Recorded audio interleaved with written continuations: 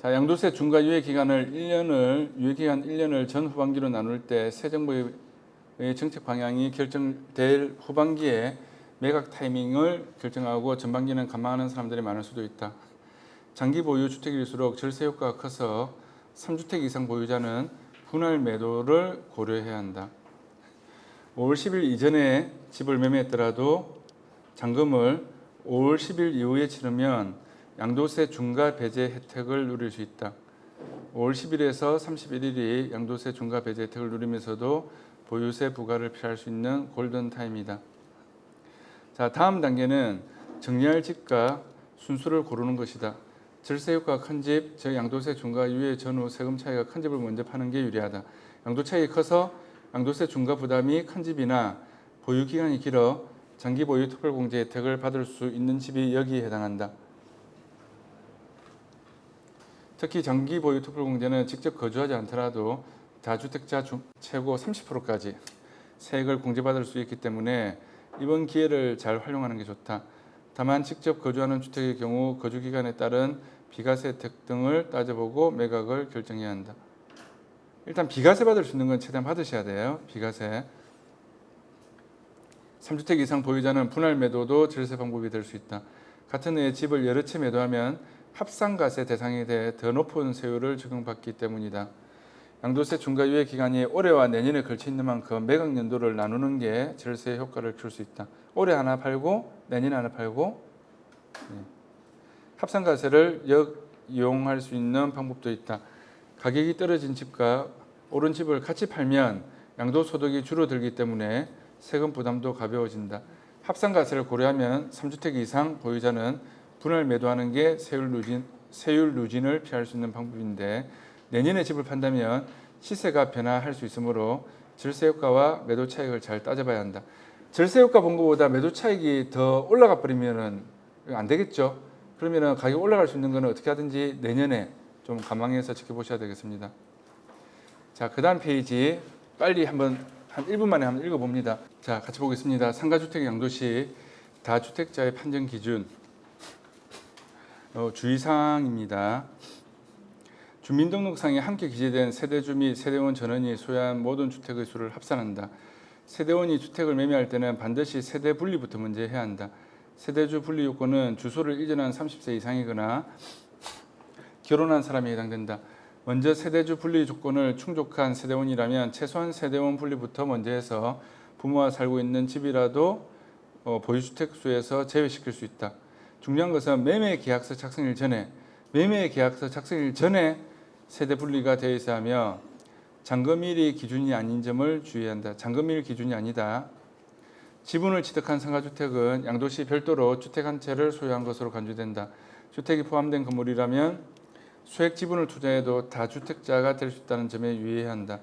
상가주택의 소유권 등기가 하나로 되어 있다고 무조건 하나의 주택으로 인정받을 수 없다는 것에 주의. 건물 등기부 하나, 토지 등기부 하나 있는데 내 주택 수가 하나다 이렇게 착각해서 세금 폭탄 맞는 사람들이 있어요. 자, 그래서 상가주택에서 주택인 부분은 총 3개층 이하라야 하고 다가구 주택 보면 3개층 이하 이런 말이 있어요. 3개층 이하 이런 주택들이 차지하는 면적이 총 660제곱미터 이하라야만 그러니까 200평이죠. 200평 이하가 되어야지만 양도 시점에 해당 주택을 한 채로 인정받을 수 있다. 그럼 4개층이다. 그러면 집이 4채예요. 660제곱미터 넘어가잖아요. 그럼 각 호실별로 집 숫자를 세요. 층별로. 양도세는 다주택자가 되는 순간 중과세 될 수 있는 이 기준에 대해 명확히 인지하고 대처가 필요하다. 자, 옥탑방에 관해서 보겠습니다. 옥탑방 이 주의사항 이거 실무에서 굉장히 중요하거든요.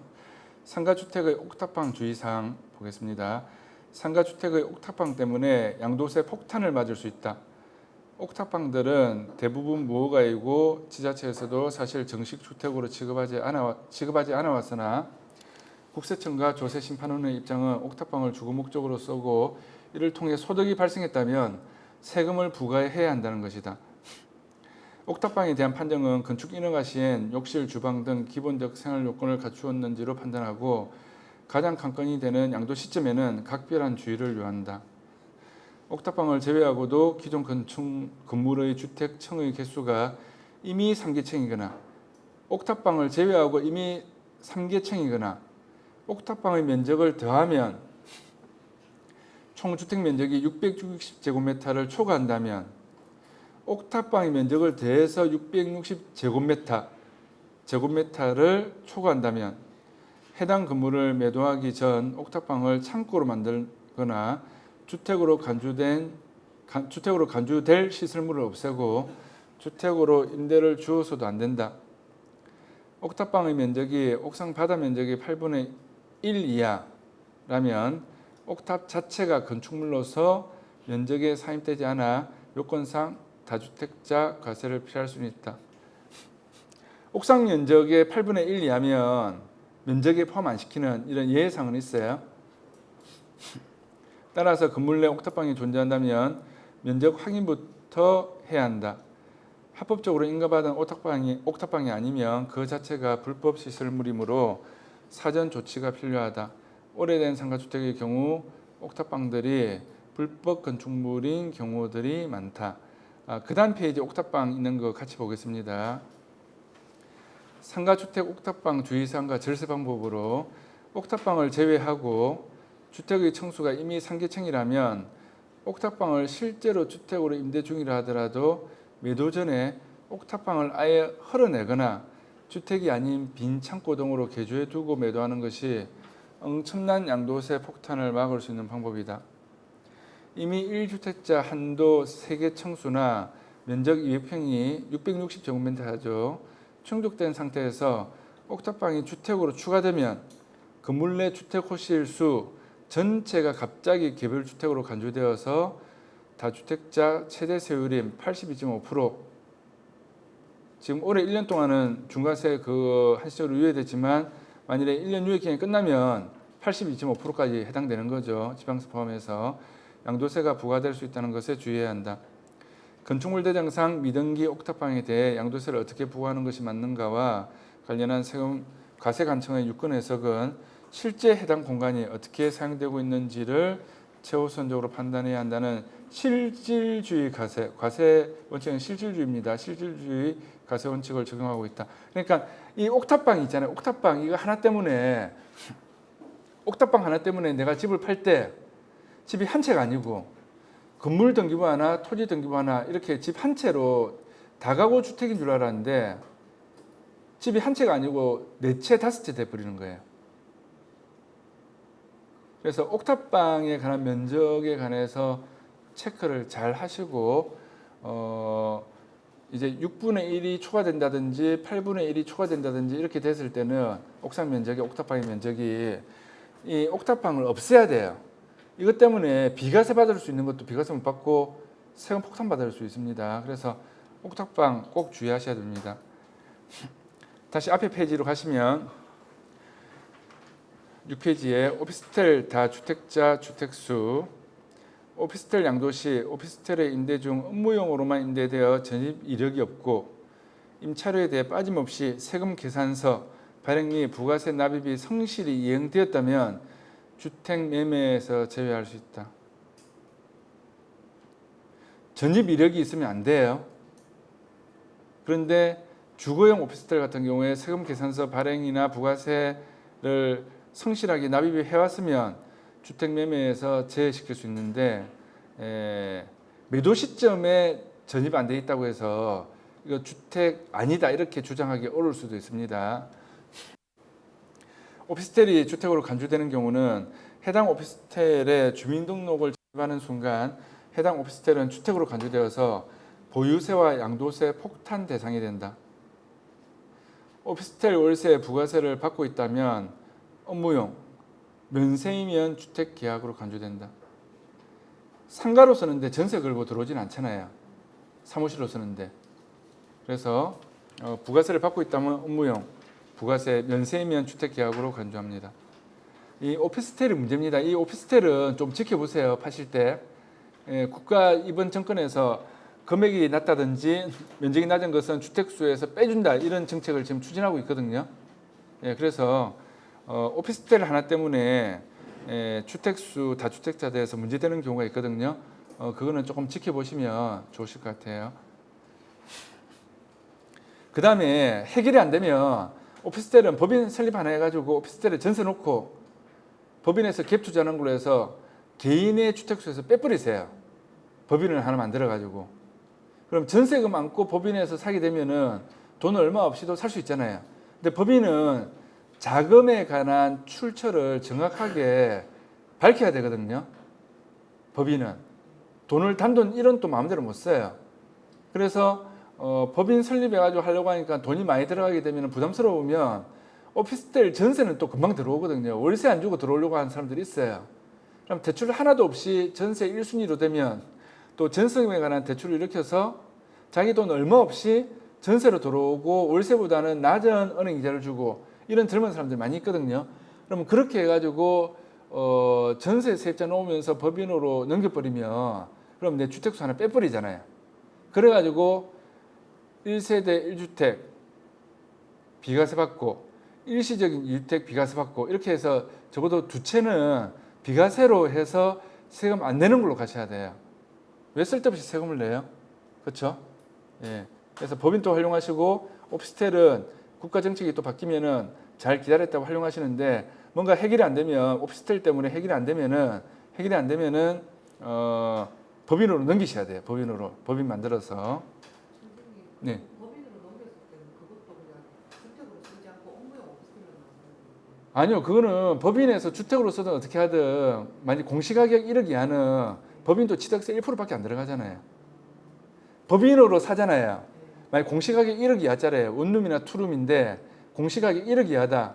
이러면은 취득세, 그러니까 오피스텔은 일단은 취득세는 4%가 들어가거든요. 취득할 때는. 오피스텔은 취득할 때 무조건 4% 들어가는데 예를 들어서 원룸이나 투룸인데 오피스텔이 아니고 예를 들어서 주택으로 되어 있다. 주택. 오피스텔 업무용이 아니고 그러면은 취득세는 1%밖에 안 들어가죠. 법인이 1억 공시가격 1억 이하짜리 살 때는 취득세가 1%거든요. 중과세가 안 돼요. 예. 근데 재개발구역, 재건축, 무슨 구역 이렇게 돼 있으면 법인이 공시가격 1억 이하짜리 사더라도 12% 중과세예요. 프린트물에 제가 다 적어놨어요. 네. 자, 그다음 프린트물 보겠습니다. 그다음 페이지 보시면 상가주택, 주택 층수별, 건물 유형 분류와 소유 주택수 영향 주의사항. 자, 이 사례를 보고 방금 설명한 내용을 잘 체크를 하셔야 됩니다.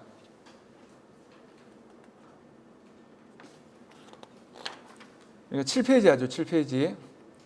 4층 주택을 공동주택으로 다세대 주택으로 인정돼서 소유주는 다주택자가 되는 경우, 3층 이하 주택은 단독주택으로 해서 다가구 주택으로 해서 소유주는 1주택자로 되는 경우에 관해서 보겠습니다.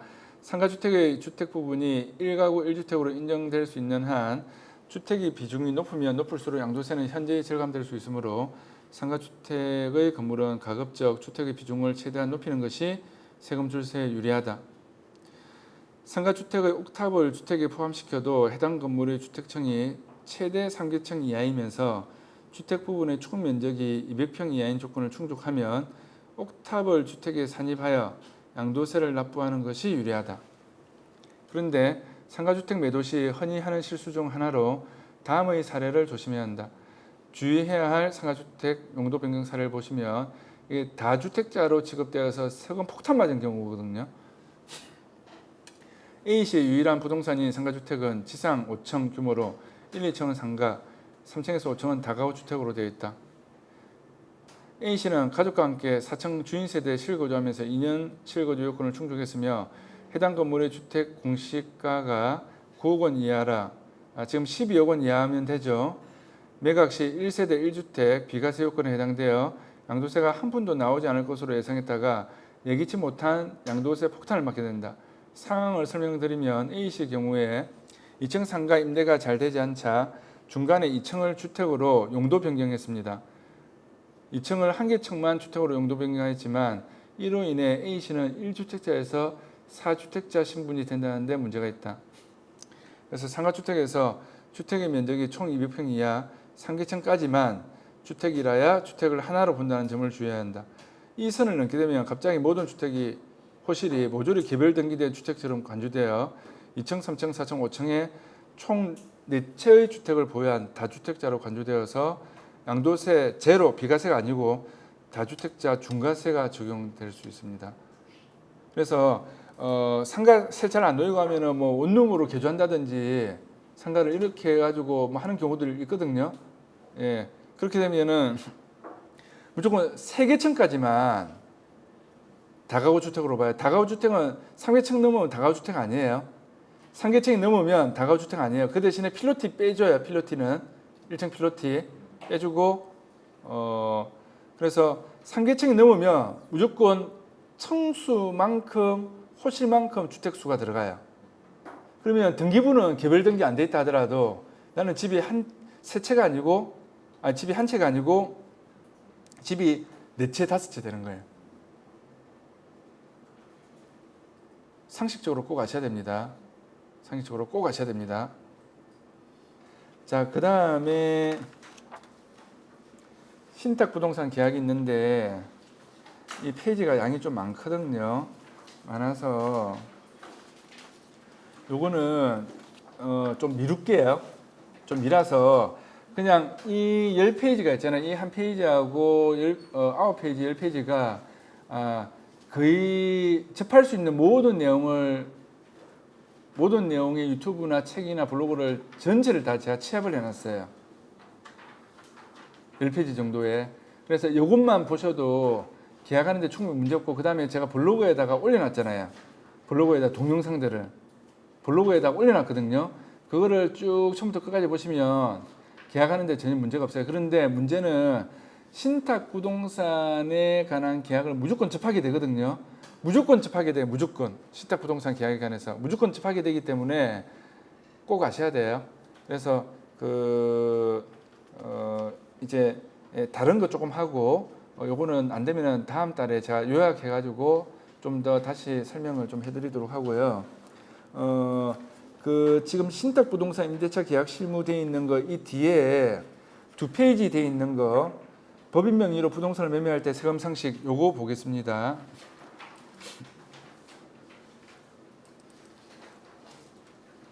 그러니까 호치키스를 같이 찍어놨는데 지금 맨 앞 페이지에 이거 돼 있는 거 있잖아요. 신탁 부동산 임대차 계약 실무. 요 뒤쪽에 쫙 넘기면 2페이지 있죠. 2페이지. 맨 마지막에서 2페이지 보시면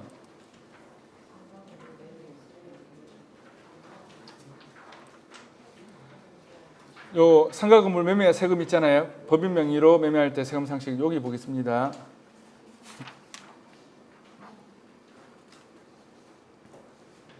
자, 법인 명의로 부동산을 매매할 때 세금 상식. 상가 건물 매매 시 매수인이 법인인 경우가 많다. 매도 차익이 많은 상가 건물을 개인으로 취득하는 것보다 법인으로 취득할 때 유리한 점이 많다. 예를 들어 개인이 상가 건물을 매수하여 2년 이상 보유한 후 매도 차익을 10억 원 초과하여 매도 시 양도소득세 세율이 45%, 지방소득세 4.5%, 총 49.5%의 양도소득세 세금을 내야 한다. 10억 초과하게 되면 세금 절반 내야 돼요. 어디 있는지 못 찾는 분 계세요?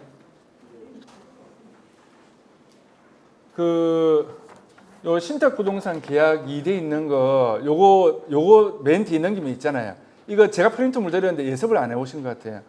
일단은 지금 시간이 없어서 앞에 화면 보세요. 그러면은 화면 보시고 자료 못 받았다든지 없으신 분들은 제가 이분 자료 가져왔으니까 나중에 마치고 나서 좀 드리겠습니다.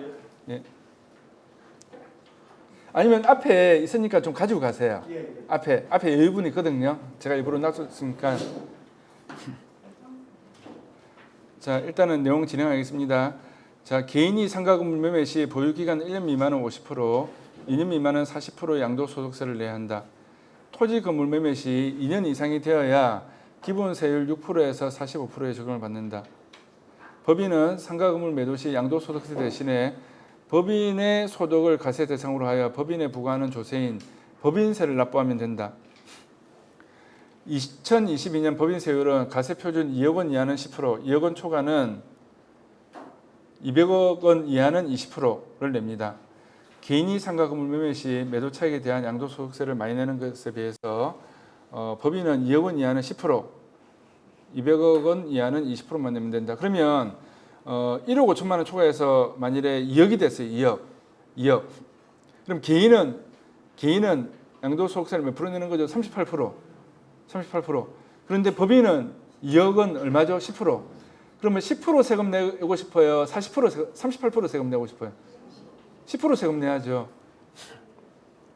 자, 개인은 부동산을 2년 이상 보유한 후 팔아야 기본 세율이 적용되기 때문에 2년 미만 양도소득세 중과세율로 단기 매도가 어렵지만 법인은 단기 매도 차익에 대한 중과세율 없이 법인세를 내면 되기 때문에 양도소득세 기본 세율을 적용받기 위한 2년 초과 기간에 매이지 않는 법인 부동산 단기 매매는 법인의 매우 큰 장점이다. 오늘 사서 내일 팔아도 돼요. 오늘 사서 내일 팔아도. 그럼 2억까지는 10%만 내시면 됩니다. 개인과 법인이 주택 취득 시 공시가격 1억 원 이하인 경우는 공시가격이 1억 원 이하인 경우는 조정 대상 지역 주택수에 상관없이 기본 취득세율, 취득세 1%, 지방교육세 0.1%, 그다음에 전용 면적이 85제곱미터 초과할 때는 농특세 0.2% 가산됩니다. 이렇게 1% 취득세만 적용합니다. 개인이 살 때도 그렇고 법인이 살 때도 그렇고 법인이 살 때도 공시가격 1억 원 이하는 어떻게? 1% 취득세. 주의할 점은 법인이 재개발, 재건축, 무성구역, 가로정비구역, 소규모 주택 정비법에 따른 구역, 주거환경 개선지구 등 무슨 구역 이런 거 안에 공시가격 1억 원 이하 주택을 취득 시에는 취득세 12% 중과된다. 12%로. 주택 공시가격은 부동산 공시가격 알림위에서 조사한다. 취득 시 세금은 계약서 작성 전에 중개대상물 확인서면서 작성 전에 네이버에서 부동산 계산기 취득세 검색하여 세금 미리 체크하고 요즘은 한방에서 보면 바로 자동으로 계산하도록 돼 있어요. 법무사와 상담하고 관할 관청, 구청 등 취득세과와 미리 상담한 후에 중개대상물 확인설명서에 기재할 세율을 미리 조사해야 한다. 현재 개인이 주택을 양도하는 경우 1년 미만 보유 부동산 매매 시는 70%, 1년 미만 보유 부동산 매매 시는 60%의 양도소득세가 중과되는 것에 비해서 법인세 10%에서 25%는 굉장히 대조적이죠. 오늘 사서 내일 팔아도 10% 내시면 돼요. 재산세는 6월 1일 기준 대상 물건 소유자가 납세 의무를 부담하는데 법인이 6월 1일 이후 매수, 예를 들면 7월에 매수해서 6월 1일 이전에 매도, 예를 들면 4월에 매도하면 법인은 재산세 납세 의무가 없다. 법인의 단기 매도 장점입니다. 그래서 법인으로 매수할 때 결론은 장점이 훨씬 더 많습니다. 개인보다. 자, 그 다음 페이지 보시면 상가주택을 법인으로 매수하는 경우에 주택 부분에 대한 취득세 보겠습니다. 상가주택이나 상가건물을 법인으로 취득하는 경우가 많아서 실매수자나 공인중개사는 세금 기본 상식이 꼭 있어야 됩니다. 자, 법인 명의로 취득할 때 취득세와 중과세를 보시면 법인이 국민주택 규모 이하 주택을 취득할 때는 취득세 12%, 교육세 0.4%, 12.4%가 나갑니다. 국민주택 규모 초과 할 때는 농특세가 1% 더 가산되거든요. 그래서 13.4%가 됩니다. 그래서 이거는 가밀 억제권 내 5년 미만 법인 이제 가밀 억제권 내 부동산을 취득하든 5년 이상 법인이 취득하든 이런 거 상관없이 동일한 중과세율로 12.4%, 13.4%가 적용됩니다. 근데 아까 공시가격 1억 이하는 어떻게 한다고 했죠? 1%. 공시가격 1억 이하는 1%입니다. 따라서 상가주택을 법인 취득 시 상가주택의 주택을 상가로 용도 변경하는 것이 매우 중요하다. 주의할 점은 불법권 청구이 있으면 용도 변경되지 않는다. 불법권 청구를 철거해야 상가로 용도 변경 가능하다. 건축한 지 오래된 상가주택의 경우는 용도 변경 시 조심해야 됩니다. 용도 변경 잘 안 될 수가 있어요. 오래된 건물은. 법인 취득 시 중과세율 적용 내용을 보면 자, 가밀 억제권 내 5년 미만 법인이 가밀 억제권 내의 주택이 아닌 상가 건물, 오피스텔, 공장, 농지, 토지 등의 부동산을 취득하는 경우에는 취득세 8%, 지방교육세 1.2%, 농어촌 특별세 0.2% 해서 중과세율 9.4%가 됩니다. 자, 서울의 법인 본점을 등록하고 서울의 부동산 투자 두 경우 모두 가밀 억제권역인 경우 이 경우에 취득세 중과가 적용됩니다. 나머지는 취득세가 중과되지 않습니다. 그러니까 가밀 억제권역 안에 법인 설립하고 가밀 억제권역 안에 투자하는 경우만 중과세가 적용됩니다. 자, 서울은 다 가밀 억제권역이거든요. 그러면 부산은 가밀 억제권역 아니죠. 그럼 부산에 회사 법인 회사 본점 가지고 있고 서울에 사야. 그러면 중과세 안 돼요.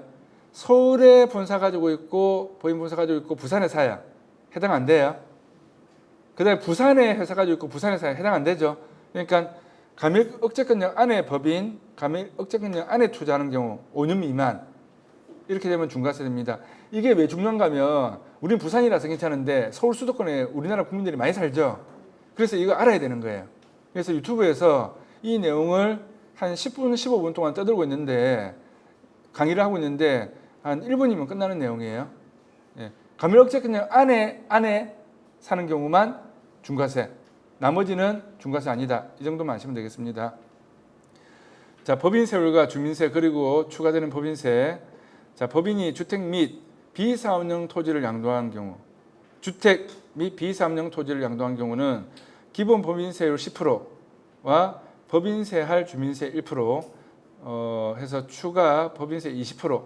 자, 추가 법인세 20%가 주택 및 비사업용 토지를 양도하는 경우에는 부과됩니다.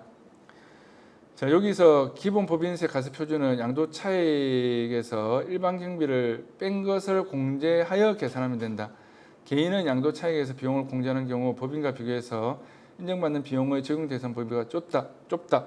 자, 법인은 장점이 뭐가 있는가 하면 여기 뭐 임대료 준 거, 관리비 준 거, 직원들 인건비 준 거, 은행 이자 준 거, 뭐 인테리어 한 거 등 법인 사업 비용으로 모두 다 공제해서 양도 차익에서 뺄 수 있어요. 근데 개인은 인테리어 한 비용 해당 안 되죠. 은행 이자 준 거 해당 안 되죠. 그래서 비용으로 뺄 수 있는 게 한계가 있거든요. 그럼 양도 차익이 더 많이 생기는 거죠. 근데 법인은 양도 차익에서 비용을 많이 공제할 수 있기 때문에 세금 낼게 내가 벌은 돈에서 세금 낼게 적은 거죠.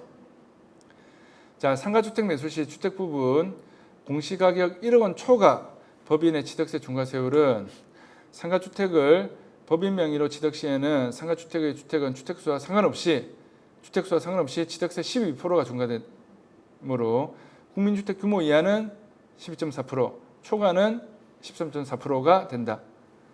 자, 그러나 법인이 취득 시 주택이 아닌 상가 건물이나 오피스텔 등은 주택처럼 중과 없이 4.6%, 취득세 4%, 지방교육세 0.4%, 농어촌 특별세 0.2%만 세금을 납부하면 된다.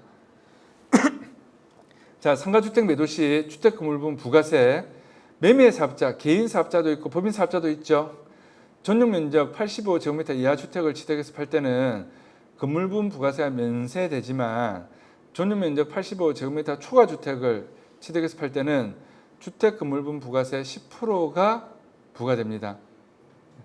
85제곱미터 초과 주택을 취득해서 팔 때는 매매 사업자는 어떻게 해요? 건물분 부가세 10%가 부과되기 때문에 건물분 부가세 따로 받으셔야 돼요. 안 받게 되면 어떻게 되는 거죠? 안 받은 만큼 내가 싸게 팔게 되는 결과가 되는 거죠. 안 받게 된 만큼. 자, 그 다음에 그 오늘 나눠드린 프린트물 있잖아요. 이거 앞에 설명하고 좀 두 페이지가 겹치거든요. 오늘 나눠드린 프린트물. 요거를 그 다음에 제가 한 번 더 설명하도록 하는데 이거 오늘 설명에서 내용이 중복돼서 정리된 내용이거든요. 정리된 내용이라서 한번 읽어보시고 오늘 나눠드린 프린트물에서 그 뒤에 부동산 디스코 활용법 이거를 좀 보겠습니다. 그래서 설명 안 한 거는 다음 달에 한번 그냥 쭉 한번 간단하게만 한번 읽고 넘어가도록 할게요. 그래서 5월달 강의록도 6월달에 오실 때 꼭 가지고 오시면 좋겠어요. 5월달 강의록 6월달에 오실 때. 자, 이 개발 디스코 물건 개발 디스코 이 내용을 보세요. 자, 이렇게 제가 두 페이지로 첫 페이지는 네이버 부동산 광고를 검색한다 해서 어떻게 하는지 쭉 해놨어요. 그 다음에 두 번째 페이지는 부동산 디스크로 네이버 부동산 광고 물건의 주소 집을 찾아낸다라고 해서 타이핑 쳐서 내용을 쭉 해놨어요. 근데 우리 수업 시간이 다 돼가지고 이거를 나중에 집에서 한번 읽어보시고요. 읽어보시고 컴퓨터로 실무 보는 걸 좀 해드릴게요. 컴퓨터로 실무 보는 거. 이거 읽어봐도 안 해보면 잘 모르거든요. 실무에서. 자, 그러면 듣고 잘 모르겠다. 그러면 이 내용대로 쭉 할 거거든요. 타이핑 쳐놓은 내용대로 쭉 할 거니까 앞에 화면을 보세요. 앞에 화면을 보시면서 하겠습니다. 자, 이거는 유튜브에 올려드릴지 말지는 제가 고민하고 올려드릴게요. 왜냐하면 전국에서 아무도 이 내용을 유튜브에 올려놓은 데가 없어요. 안 올리는 이유가 있거든요. 이거 올려주면 난리 나요, 사실은. 모든 광고 물건의 상가 임대와 상가 매매 물건은 모든 광고 물건의 그 광고 물건이 어떤 건지를 알 수가 있어요. 지금 하는 방법으로 가시면. 자, 지금 하는 방법으로 간단하게 부동산 디스코 앱 하나 가지고 부동산 디스코 앱 하나 가지고 그럼 카카오맵이든 밸류맵이든 다른 여러 가지 뭐 랜드북이든 다른 앱을 써서도 찾을 수 있어요. 찾을 수 있는데 공인중개사들이 제일 많이 보는 일반인들이 제일 많이 보는 부동산 디스코 하나만 가지고 해도 모든 광고 나가고 있는 모든 물건을 주소를 내가 다 파악을 할 수 있다고요. 그럼 주소를 파악하면 어떻게 되는 거죠? 그럼 지주 작업하면 되죠. 예를 들어서 상가주택인데 주소를 알아요. 상가주택인데 그러면 건축물대장을 떼보니까 그 상가주택의 소유주가 주소가 돼 있어요. 그러면은 그 소유주가 그 집에 사는 거죠. 상가주택에. 상가주택은 보면 그 주택에 사는 경우가 많거든요. 소유주가. 그럼 그냥 찾아가면 되죠. 그 다음에 건축물대장에 아파트가 나오면 경비실이나 관리사무실이 있는 아파트가 나오면 관리실이나 경비실을 통해서 그 소유주 전화번호를 얻을 수가 있거든요.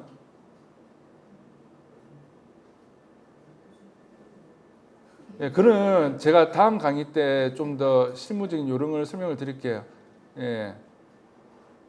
예, 그래서 지주 작업하는 그 2탄은 다음에 드리는데 지금 여기 오늘 이거는 뭔가 하면 모든 광고 물건을 그냥 부동산 디스코라는 앱을 가지고 100% 다 찾을 수 있어요. 임대 물건이든 매매 물건이든. 그런데 초보자들은 검색하니까 안 나오던데 이런 말들이 나오는 거예요. 초보자들은.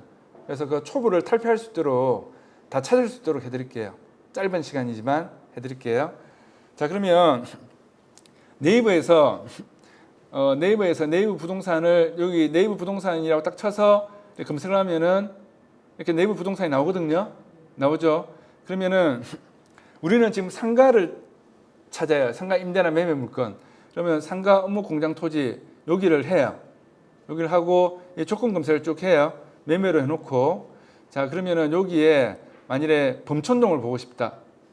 뭐 서면에 있는 물건을 보고 싶다. 이러면은 서면에 있는 물건을 보고 싶다. 그러면은 여기 금액을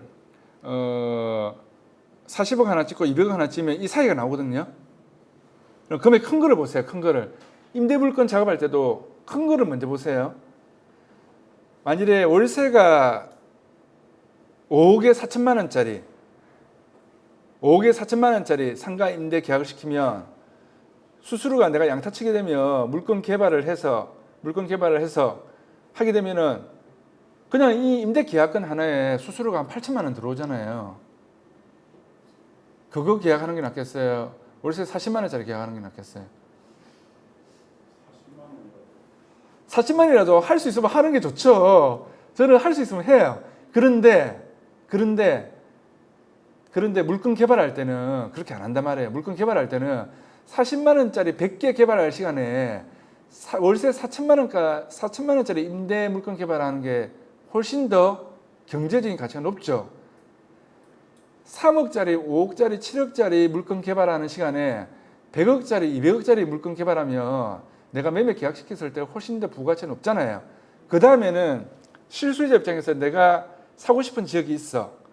사고 싶은 지역이. 나는 부산 진구에 사고 싶어. 나는 동래구에 사고 싶어. 나는 연제구에 사고 싶어. 그러면 내가 사고 싶은 지역에 필요한 지역에 이렇게 조건 검색을 해서 면적이든 청수든 뭐 등등 이렇게 조건 검색을 해서 내가 살려고 하는 금액대의 물건을 찾으시면 되죠. 물건을. 그러면 물건을 찾게 되면 그 물건이 뭔지만 알 수 있으면 되잖아요. 물건이 뭔지만. 근데 물건이 뭔지 알 수 있는 거는 무조건 다 찾을 수 있다고요. 100% 다. 자, 그러면 이렇게 해서 검색을 했더니 그래서 가격순을 항상 높은 가격순으로 보세요. 그러면은 수업 시간이 조금 더 길어져서 죄송합니다. 요거는 꼭 해드리고 싶어요. 그래서 제가 개인 상담한다고 생각하시고 조금 더 기다려 주시면 좋겠습니다. 여기 보면 140억짜리 하나 있죠. 면적이 463, 이 대지 면적이 6,200이에요. 6,200. 그러면 저희 회사에서 리츠 부산에서 광고 내놨어요. 광고를.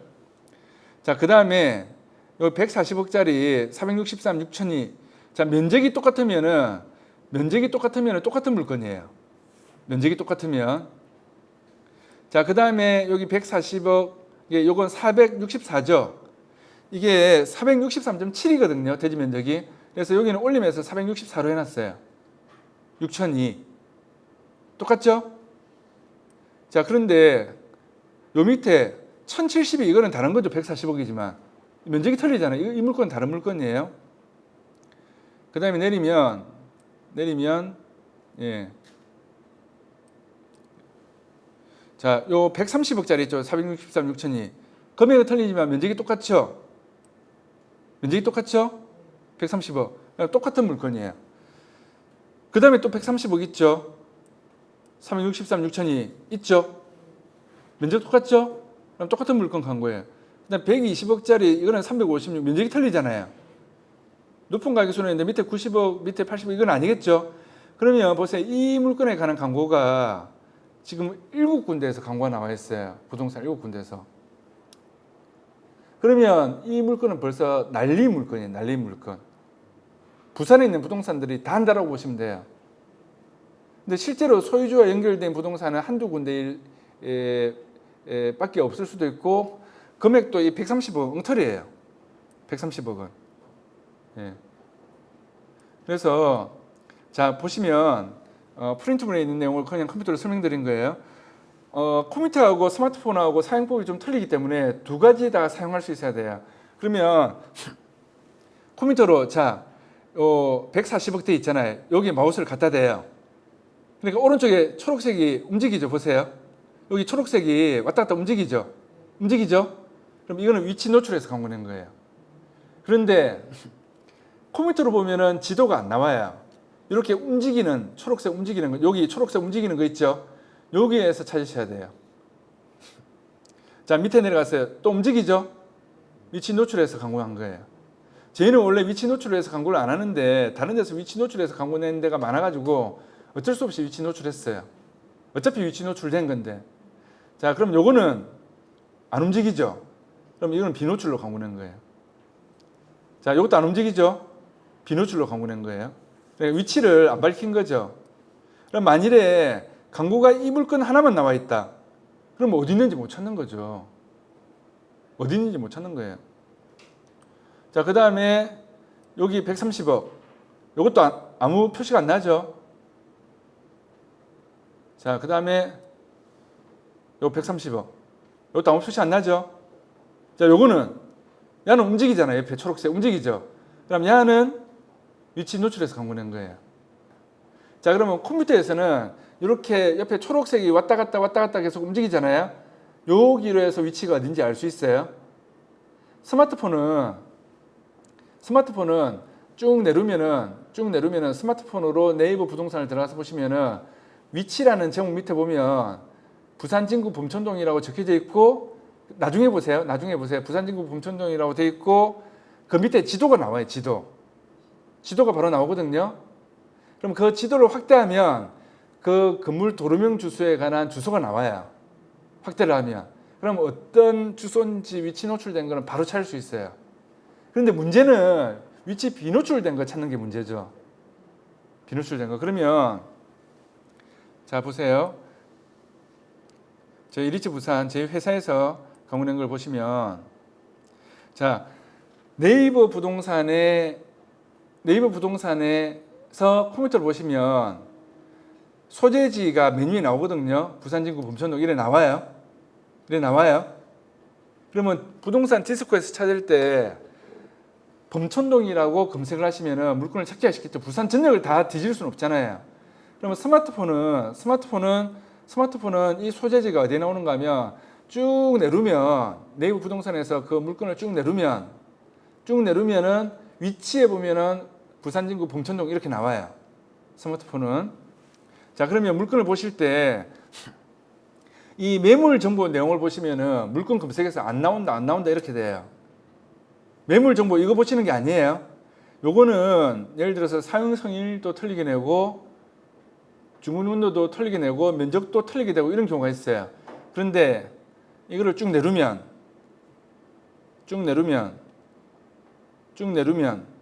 건축물 대장 정보가 나오죠. 요거는 정확한 내용이에요. 그러면 요걸로 찾으셔야 돼요. 요걸로. 보세요. 그 다음에 그 컴퓨터로 보면 저희 회사에서 제가 경영하는 회사에서 매매 230만 개, 전세, 월세 205개, 이거 매매 뭐 월세 뭐 상가 건물하고 상가 월세 이런 것들인데 그러면 거의 한 450개 넘게 광고를 내고 있잖아요. 그러면 다른 일반적인 부동산은 막 500개씩 뭐 이렇게 광고 안 내요. 그러면 이렇게 광고를 많이 내고 있는데 딱 들어가서 많이 클릭해서 봤는데 매매에서 보니까 건물 뭐 이렇게 해서 이것도 스마트폰하고 틀리거든요. 스마트폰하고 틀려요. 이 양식이 만약 건물을 해서 딱 보니까 건물을 해서 보니까 이 건물 광고가 엄청나게 많이 나와 있다. 엄청나게. 임대 광고가 또 엄청나게 많이 나와 있다. 그러면은 그 부동산을 잘 활용하셔가지고 유대관계를 가지고 가시면은 부동산 유대관계 가져가는 게 더 큰 재산이라고 했죠. 손님 10명 하는 것보다 부동산 믿고 내한테 물건 줄 수 있는 부동산 하는 게 더 큰 재산이라고 했어요. 그러면은 스마트폰에서는 이 밑에 쭉 내리면은 중개사 정보란이 나오죠. 중개사 정보란을 클릭하면은 그 부동산에서 내고 있는 광고 내용이 나오죠. 그래가지고 광고 내고 있는 부동산들을 보세요. 자기 필요에 의해서. 그래서 유대관계를 가져가시면 좋아요. 그러면 자 보세요. 지금 이거 어떻게 지우죠? 여하튼 이 그 매물 정보에 이 내용 있잖아요. 이 내용은 저희는 예를 들어서 지상 15층, 지하 13층 돼 있는데 이 광고를 나중에 보시면 있잖아요. 광고를 보시면은 어떤 부동산에서는 지하 15층이라고 해놓은 데도 있어요. 지상 3층. 그러면 그거 가지고 찾으면 찾아지겠어요? 안 찾아지죠. 그 다음에 면적도 수는 엉터리로 해놓은 경우도 있어요. 그럼 안 찾아지는 거예요. 그래서 뭘 봐야 된다고요? 건축물 대장 정보를 보고 그럼 이 내용을 제가 프린트물에 적어놨거든요. 그럼 요걸로 네이버에서 디스코라고 검색하면 이게 딱 뜨거든요. 그럼 부동산 디스코도 컴퓨터로 보는 거하고 스마트폰 보는 거하고 좀 틀려요. 근데 제가 블로그에 6월 강의에 부동산 디스코 기본적인 사용법 동영상 강의 잘 해놓은 걸 한 20분짜리 하나 올려놨거든요. 그래서 그거를 나중에 꼭 보세요. 블로그 들어가셔가지고. 그리고 제가 추가로 앱들 중에서 설명 잘 된 거를 발췌해서 올려드릴 거니까 부동산에 필요한 꼭 필수적인 앱은 사용을 할 줄 아셔야 돼요. 그러면 자 여기에 제가 타이핑 하나하나 쳐가지고 건물명, 집원, 도로명 검색되어 있는 돋보기에다가 범천동이라고 칩니다. 해가지고 범천동이라고 칩니다라고 해놨어요. 그럼 범천동이라고 딱 치면 여기에 범천동 쳐요. 디스코 들어가서. 그럼 디스코에서 지번을 검색하면 지번에 관한 내용이 바로 나오고요. 범천동이라고 이렇게 딱 하면은 그러면 범천동이라고 하면 부산진구 범천동 나오죠. 그럼 요걸 쳐요. 내가 아까 네이버 부동산에서 부산진구 범천동이랑 소재지를 봤잖아요. 그 광고 물건이 스마트폰에도 보면 나오거든요. 그러면 그 지역을 요 디스코 검색에다 쳐요. 그러면은 이 범천동이 나오거든요. 범천동이 나오면은 요 옆에 돋보기를 봐요. 돋보기를 딱 하면은 건축물 대장 조건 검색이 나와요. 그럼 스마트폰은 이 왼쪽에 나오는 게 아니고 스마트폰으로 보면 오른쪽 상단에 보면 나와요. 스마트폰은 어디 있는지 검색하는 게 어디 있는지 못 찾아서 그러면 요거를 자 중국년도를 아까 중국년도가 그 2012년 요게 12월 14일이었거든요. 상영생일이. 그러면 여기에 자 이걸로 움직이면 이거 하기 힘들어요. 이렇게 하면은 예? 자 앞에 보세요. 앞에 보세요. 자 나중에 보는 거는 집에 가서 보시고 앞에 보세요. 이렇게 하면은 하기 좀 힘들어요. 그래서 여기 타이핑을 치세요. 2012 치고 여기에 2013 이렇게 쳐요. 그렇게 하고 요거를 대지면적, 건축면적, 면적 이걸 다 넣으면 하나로 바로 탁 튀어나오는데 그냥 한두 개만 넣어도 한 개로 튀어나오고 5개, 10개로 튀어나오는 경우가 있어요. 매물 목록에. 그러면은 내가 네이버 광고에서 본 해당 내용을 목록에서 클릭해서 보시면 돼요. 그러면 여기에 연면적을 이게 연면적이 6002.47이었거든요. 그럼 여기에 6002를 쳐요. 6002 타이핑을 쳐서 그러면 여기에는 6002.47이니까 6003을 치면 되겠죠. 6003 그럼 이렇게 해가지고 초보자들은 그냥 이렇게 검색해요. 그러면 안 나온다 이래요. 검색 눌러볼게요. 조건에 대한 검색 결과가 없습니다. 이렇게 나오죠. 우리 강의 듣고 있는 수강생 중에서 제가 양생이라서 밤늦게 자니까 밤늦게 전화하셔도 됩니다라고 했더니 예, 연락이 됩니다 했더니 밤늦게 주무신다고 해서 이러면서 밤 11시, 12시 다 돼서 저한테 연락이 왔어요. 여기 지금 앉아 계세요. 그분 덕분에 지금 이 수업 내용 듣고 있는 거예요. 예, 그래서 언제든지 저한테 밤늦게 연락하셔도 되고요. 새벽 1시, 2시에 연락하셔도 돼요. 보통은 제가 잘 안 자요. 전화 안 받을 때는 자고 있는 거예요. 어쩌다가 한 번씩. 예. 어쩌다가 한 번씩. 보통 2시간은 잘 안 자요. 예. 그러면 다시 검색하기를 눌러봅니다. 다시 검색하기에서 여기에서 어떤 실수를 했는가 하면 건물들이 토지 등기부 하나, 건물 등기부 하나가 나오는 경우도 있지만 이를 집합 건물로 구분 등기해 놓은 건물들도 있거든요. 그래서 이거를 집합 건물을 체크를 해보고 검색하고 체크를 안 해보고 검색하고 두 가지로 해보셔야 돼요. 그럼 이거를 체크를 했어요. 그러면 검색을 해요. 검색을 하면 검색 결과 한 건 나왔죠.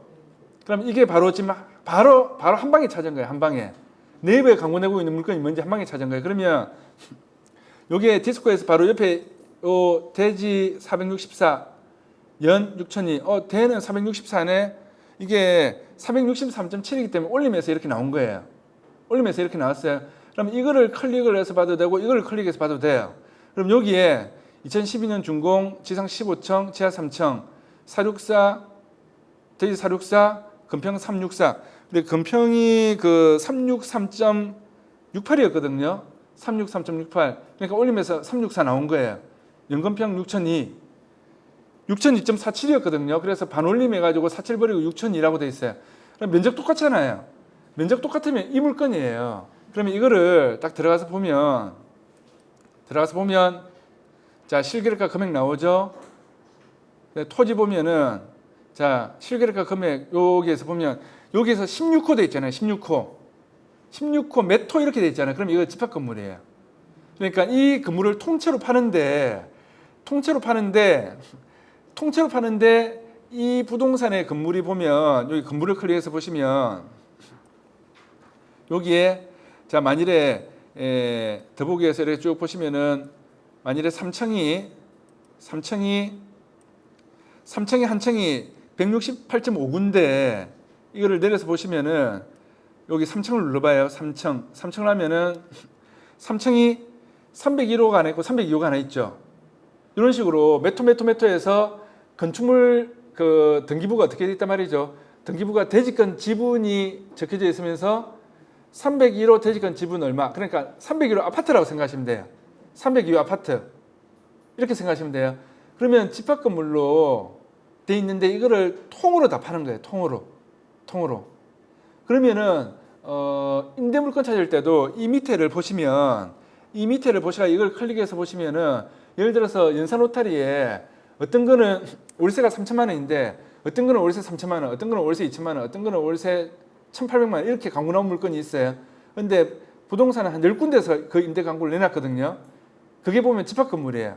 집합 건물인데 한 층을 전체 다 임대 광고 낸 부동산도 있고 한 층 중에서 예를 들어서 8층인데 801호부터 805호까지만 광고 낸 부동산도 있고 801호부터 810호까지 전체를 다 임대 광고를 월세 3천만 원 이렇게 낸 부동산도 있어요. 그러면은 이렇게 뒤져서 보면은 다 알 수 있는 거예요. 그러면은 요 건물에서 이렇게 면적이 나오잖아요.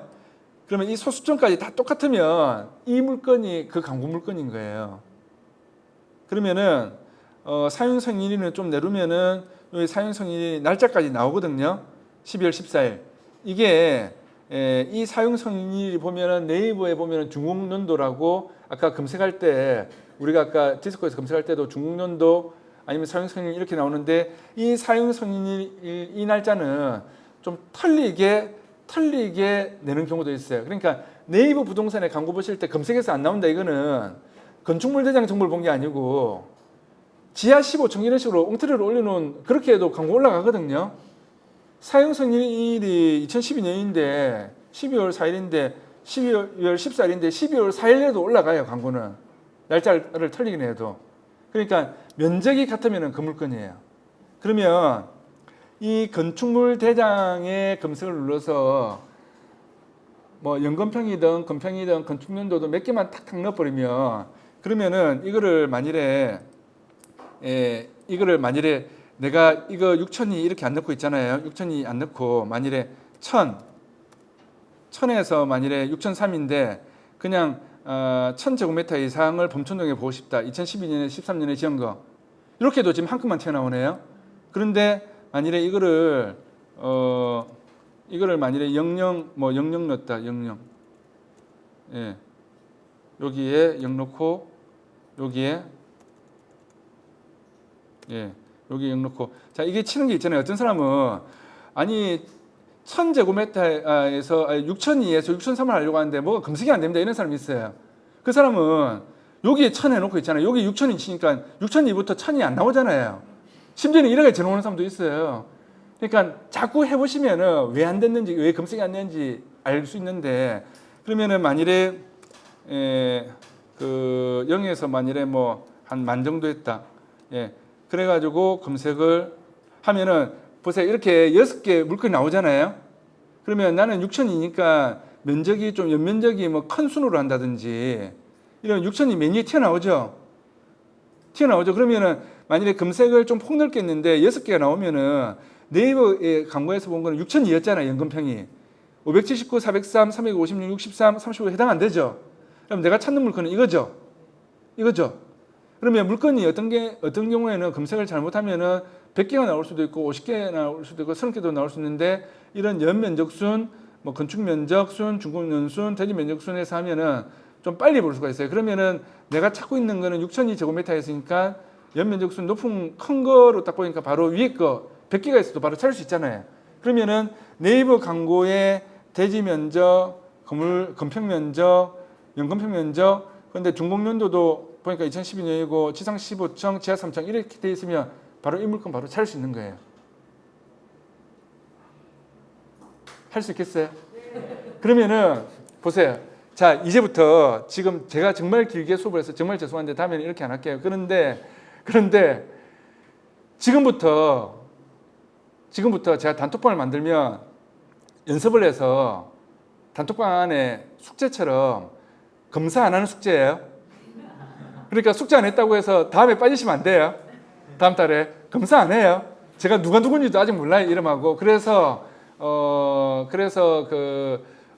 연습 삼아서 임대 물건 중에서 금액 높은 순으로 검색하시고 매매 물건 중에서 적어도 50억 이상에서 뭐 한 5천억 정도까지 해가지고 건물 매매하고 임대하고 매매하고 두 개 다 나름대로 자기가 관심 있는 거 아니면 자기가 찾고 있는 손님, 자기가 살고 있는 지역, 자기 부동산 사무실 있는 소재지 근처라든지 임대나 매매권을 하나씩 네이버에 광고 나와 있는 내용 화면 캡처하시고 그 다음에 디스코에 건축물 대장에 돼 있는 그 내용 있죠. 그걸 화면 캡처를 같이 해가지고 사진을 묶어서 올리세요. 사진을 묶어서. 그 다음에 톡에 사진 보낼 때는 항상 이 일하는 데 기본이에요. 사진을 원문 파일로 하시고 그 다음에 동영상 고화질로 해놓으세요. 이렇게 한번 설정해 놓으면 이 글자들이 화면이 안 깨지고 깨끗하게 가요. 그래가지고 숙제 검사 안 하는 거니까 한번 해보세요. 이거를 왜 해보라고 하는가 하면 이렇게 정말 아무도 안 가르쳐 주는 걸 가르쳐 드렸는데 나는 관심 없어. 한번 해보지도 않아. 이러면 제가 이렇게 떠드는 보람이 없잖아요. 그러니까 한번 연습 삼아서 한번 해보시고 제가 단톡방 만들면 거기에다가 한번 올려보세요. 그래서 자 지금부터는 우리가 상가 중개 실무와 상가와 관련된 매매나 임대를 공부하기 위해서 우리가 왔잖아요.